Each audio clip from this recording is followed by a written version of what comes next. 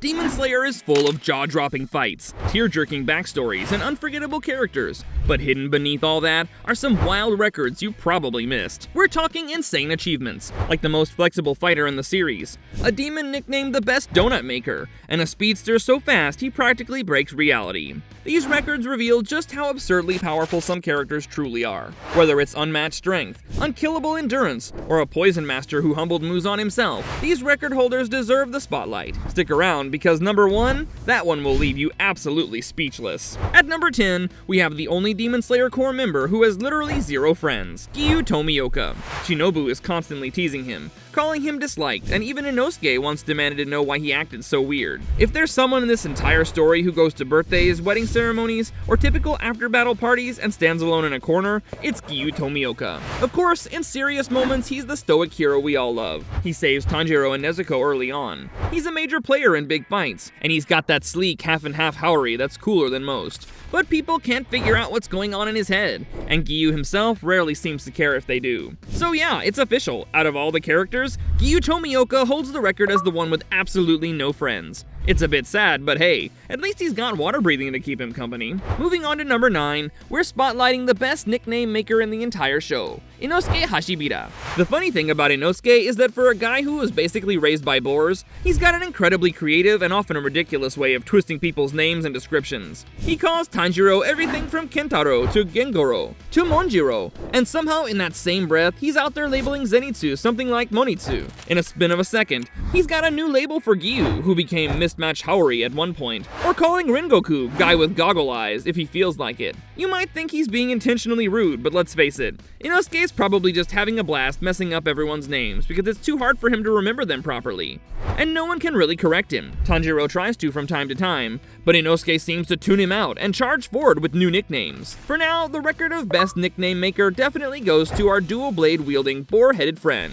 Next up at number 8 is the oldest character in the entire series, Yushiro. This is a record that catches a lot of people by surprise because you'd guess Muzan, having walked the earth for over 1,000 years, would hold that crown. But the story presents a twist. Yes, Muzan lived for more than a millennium, turning humans into demons left and right and orchestrating events from the shadows. However, once Muzan finally kicked the bucket, guess who was still alive and well? Yushiro, Tamayo's loyal companion.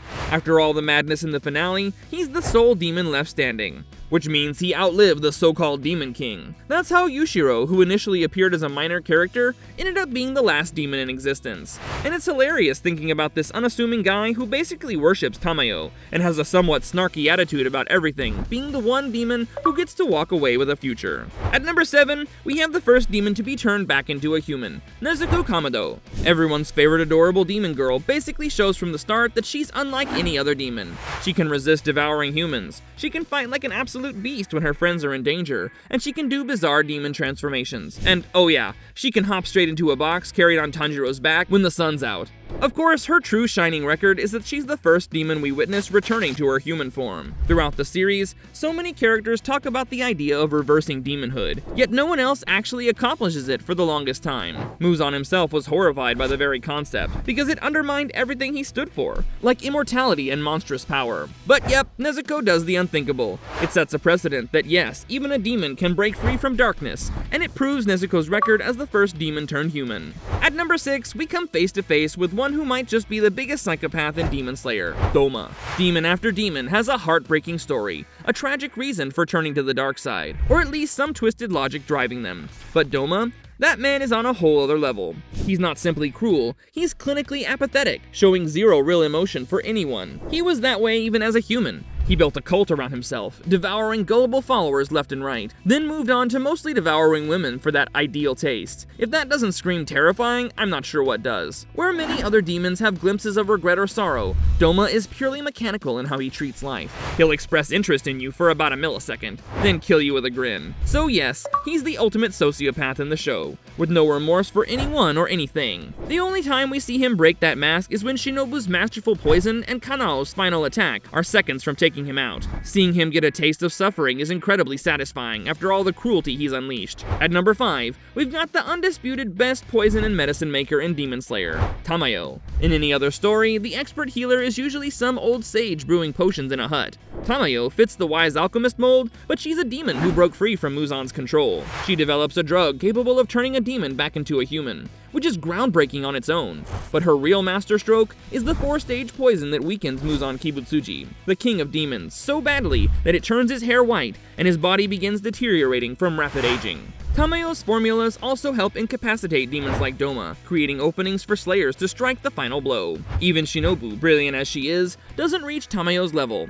Without her contributions behind the scenes, the final victory against Muzan might never have happened. That's why Tamayo easily claims the title of best poison and medicine maker in the series. Sliding into number 4 is the demon with the most darkly iconic skill, the infamous donut maker himself, Akaza. If you're wondering, wait, is this about pastries or... Yeah, it's not pastries. Fans coined the nickname because Akaza's signature move often results in a massive hole being punched straight through someone's torso, turning his victims into, well, human donuts. His donut crafting is most famously linked to the heartbreaking death of Kyojuro Rengoku. But jokes aside, Akaza's fighting style is terrifying. He's a martial arts master who relies on pure speed, strength, and precision.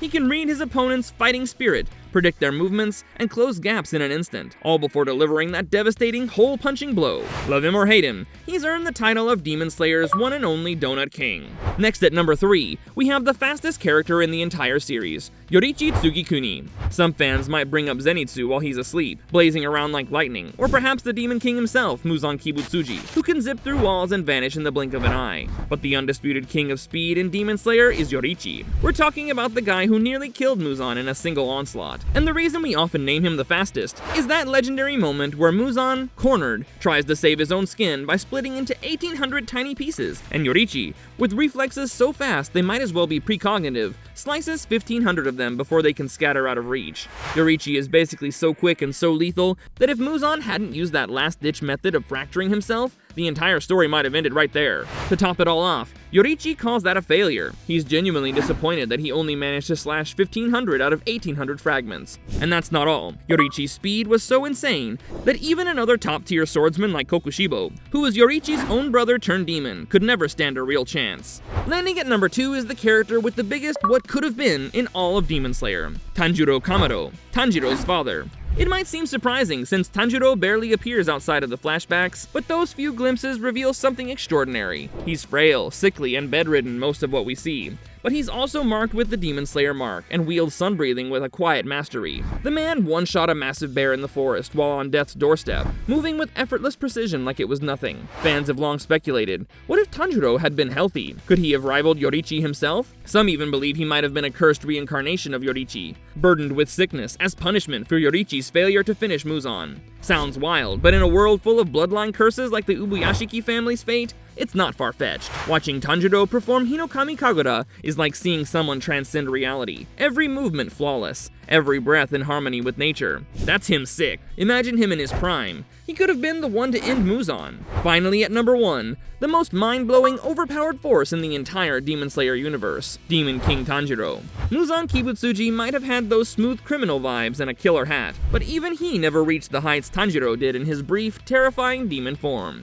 After being turned into a demon, Tanjiro inherits all of Muzan's immense power, but takes it even further. He becomes immune to sunlight, something no demon in history ever accomplished. Tanjiro retains every elite Demon Slayer ability: sun-breathing, enhanced senses, transparent world vision, the Demon Slayer mark, selfless state. Combine that with demon-level regeneration, and he's practically immortal. Even decapitation wouldn't work. Muzan's cells would just stitch him back together. Yoriichi, the greatest swordsman ever, might have had a shot, but he's long gone. No one else stands a chance. In the end, Nezuko's love and Tamayo's medicine are what saved Tanjiro from becoming a monster beyond redemption. But his brief reign as the Demon King left fans wondering, what if? So there you have it. 10 crazy records in Demon Slayer that you probably didn't even realize were a thing. Told you this world was full of wild records you didn't expect. Who knew Yushiro was the ultimate survivor? Or that Inosuke is basically the king of ridiculous nicknames? And seriously, Demon King Tanjiro? That's just straight up nightmare fuel. But now I'm curious, which record surprised you the most? Or did we miss one that you think deserves a spot?